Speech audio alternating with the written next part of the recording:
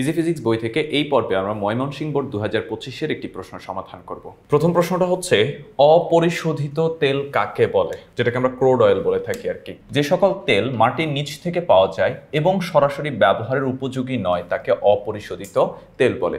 অর্থাৎ আমরা তো খনি থেকে তেল উত্তোলন করি, এই তেল উত্তোলন করার সময় যে তেলটা পাওয়া যায় সেই তেলটা কিন্তু সরাসরি ব্যবহার উপযোগী হয় না, সেটা কিন্তু পিউরিফাই করে তারপরে ব্যবহার উপযোগী করতে হয়। তো পিউরিফাইয়ের আগে যেই তেলটা থাকে সেটাকে আমরা ক্রুড অয়েল অথবা অপরিশোধিত তেল বলে থাকি। খ প্রশ্ন হচ্ছে বাতাসের ঘনত্বের সাথে সাগরের নিম্নচাপের সম্পর্ক ব্যাখ্যা করো। সাগরের উপর সূর্যের তাপে পানি গরম হলে সেই এলাকার বাতাসও গরম হয়, হালকা হয়ে যায়, ফলে তার ঘনত্ব কমে যায়।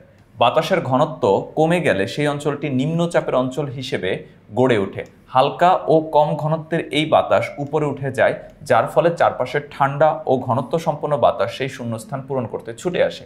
এইভাবে বাতাসের ঘনত্ব কমে গেলে সাগরের উপর নিম্নচাপ সৃষ্টি হয় এবং বাতাসের চলাচল শুরু হয়, যা ঘূর্ণিঝড়ের মতো প্রাকৃতিক দুর্যোগ সূচনা করে। বিষয়টা খুব সিম্পল। সাগরের পানি যখন প্রচণ্ড উত্তপ্ত হয়ে যায় তখন পানির কাছাকাছি বাতাসের যে লেয়ারটা আছে এই লেয়ারটা উত্তপ্ত হয়। এখন বাতাসের লেয়ারটা যখন উত্তপ্ত হয় তখন এটা হালকা হয়ে যায়, অর্থাৎ এর ঘনত্ব কমে যায়। এর ঘনত্ব কমে যাওয়ার কারণে এটা উপরের দিকে উঠে যায়। এখন উপরের দিকে উঠে যাওয়ার ফলে পানির কাছাকাছি যে লেয়ারটা ছিল এখানে একটা শূন্যতা তৈরি হয়, আর এই শূন্যতা তৈরি হলে সেখানে আশপাশের যে বাতাসগুলো আছে, শীতল বাতাসগুলা বা বেশি ঘনত্বের বাতাসগুলো, এরা এসে খুব দ্রুত সেই জায়গাটা দখল করে নিতে চায়, যেটাকে আমরা বলি প্রকৃতি শূন্যতা পছন্দ করে না। তো এরকম সব বাতাস এসে যখন এটা দখল করে নেয় তখন সেখানে একটা ঘূর্ণিঝড়ের মতো পরিবেশ সৃষ্টি হয়। গ নম্বর প্রশ্নে বলেছে দৃশ্যকল্প 1 অনুসারে বস্তুটির বিচরণকাল নির্ণয় করো। বিচরণকাল বলতে বোঝানো হয় একটা বস্তু ওঠা আর নামার টোটাল টাইম। অর্থাৎ একটা বস্তুকে আমি উপর দিকে নিক্ষেপ করলাম, নিক্ষেপ করলে বস্তুটা সর্বোচ্চ কত উচ্চতায় উঠে এবং সেখান থেকে নেমে আসা, অর্থাৎ আবার যে সেই বিন্দুতে ফিরে আসতে, এই ক্ষেত্রে তার টোটাল কত টাইম লাগে এইটাকে আমরা বলি হচ্ছে বিচরণকাল। তো আমাদেরকে সেই বিচরণকাল বের করতে বলা হয়েছে। এখানে বলে দিয়েছে একটা বস্তুকে 50 মিটার পার সেকেন্ড বেগে খাড়া উপরের দিকে নিক্ষেপ করা হলো, বাতাসের বাধাও উপেক্ষণীয়। তো এখন এই ক্ষেত্রে আমরা জানি সূত্র হচ্ছে v সমান u মাইনাস জিটি। এখন এখান থেকে হচ্ছে তোমার v এর মান হচ্ছে 0। v মানে কি শেষ বেগ, সর্বোচ্চ উচ্চতায় যে বেগটা সেটাকে আমরা এই ক্ষেত্রে শেষ বেগ বলছি। সর্বোচ্চ উচ্চতা সেটাকেই বলা হয় যেখানে গিয়ে বস্তু থেমে গিয়ে নিচের দিকে পড়তে শুরু করে। তাহলে সর্বোচ্চ উচ্চতায় বেগ কত হবে? 0। তাহলে শেষ বেগ হচ্ছে 0। u হচ্ছে যে বেগে নিক্ষেপ করা হয়েছে, 50 মিটার পার সেকেন্ড বেগে নিক্ষেপ করা হয়েছে। g 9.8, আমরা টিটা বের করব। তো এখান থেকে টি সমান লেখা যায় -50 ডিভাইডেড -9.8। ক্যালকুলেশন করলে আমরা 5.1 সেকেন্ড। অর্থাৎ বস্তুটা সর্বোচ্চ উচ্চতায় উঠতে 5.1 সেকেন্ড সময় লাগে। এখন একটা বস্তু সর্বোচ্চ উচ্চতায় উঠতে যেই সময় লাগে সে নেমে আসতেও একই পরিমাণ সময় লাগে। তো যেহেতু ওঠা আর নামার সময় সমান, সুতরাং ওঠার সময়কে 2 দ্বারা গুণ করে দিলেই আমরা কিন্তু টোটাল টাইমটা পেয়ে যাচ্ছি। তাহলে বিচরণকাল টি সমান হচ্ছে 2t, 2 × 5.1, তাহলে আমরা এখান থেকে পাচ্ছি কত? 10.2 সেকেন্ড। অর্থাৎ বস্তুটির বিচরণকাল হচ্ছে 10.2 সেকেন্ড। এটাই হচ্ছে এই প্রশ্নটার অ্যান্সার।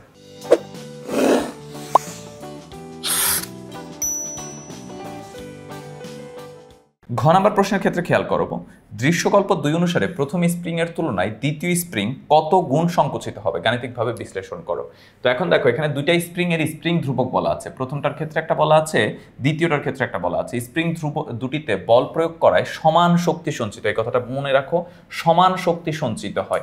আমাদেরকে জিজ্ঞেস করেছিল সংকোচনের পরিমাণ বের করতে। তো যেহেতু শক্তি সমান সঞ্চিত হয় তাহলে আমরা লিখতে পারি হচ্ছে E1 সমান E2। E1 এর পরিবর্তে half of K1 x1 square, E2 এর পরিবর্তে half of K2 x square 2 বা x2 স্কয়ার। অর্থাৎ প্রথমটার ক্ষেত্রে E1, দ্বিতীয়টার ক্ষেত্রে সঞ্চিত শক্তি E2। দুইটার ক্ষেত্রে সঞ্চিত শক্তি যেহেতু সমান তাহলে E1 = E2।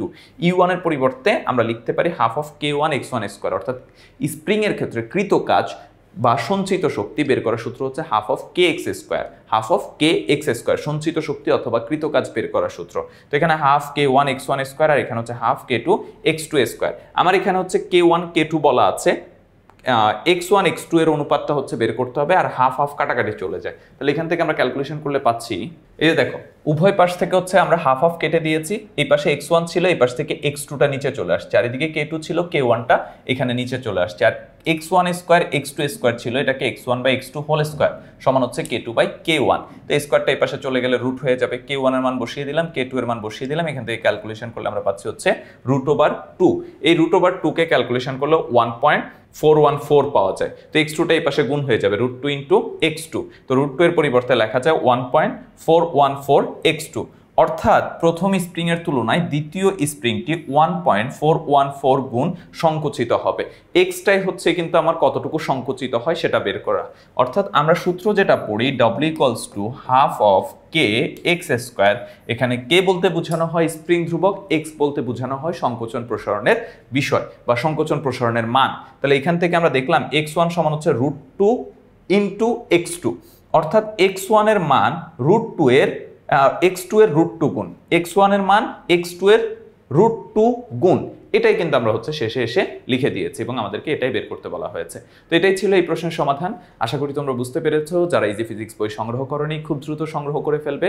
সবাই ভালো থাকবে, সুস্থ থাকবে। আল্লাহ হাফেজ।